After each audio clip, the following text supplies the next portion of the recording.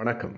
நான் சுபவீர பாண்டியன். கடந்த மொழிப்போர் வீரர்கள் நாள் தொடங்கி அறிஞர் அண்ணா அவர்களின் நினைவு நாள் வரையில் இடைப்பட்ட 10 நாள்கள் நான் தொண்டை வலியால் துயரப்பட்டு கொண்டிருந்த போது விரைவில் குணமாகட்டும் என்று நண்பர்கள் சிலர் வாழ்த்துக்களை அனுப்பினார்கள். கவலைப்படாதீர்கள், சரியாகிவிடும் என்று ஆறுதல் வரிகள் வந்தன. சிலரோ ஓய்வாக இருங்கள் என்று அறிவுரைத்தார்கள். இவற்றுக்கு நடுவே திராவிடர் கழகத்தின் துணை பொதுச் செயலாளர்களில் ஒருவராகிய தோழர் பிரின்ஸ் எழுதி அனுப்பியிருந்த 2 வரிகள் எனக்குள் பழிச்சென்று சில புதிய கருத்துக்களை உருவாக்கின. அவர் எழுதியிருந்தார், உரிய ஓய்வு தொண்டைக்கு, ஓய்வில் கற்றல் தொண்டுக்கு என்று 2 வரிகள்தான். ஆனால் அந்த 2 வரிகளும் மிகப்பெரிய செய்தியை எனக்கு சொல்லின. தொண்டைக்கு ஓய்வு வேண்டும், பேச முடியாது. சரி, பேசத்தானே முடியாது, படிக்கலாம், எழுதலாம் இல்லையா?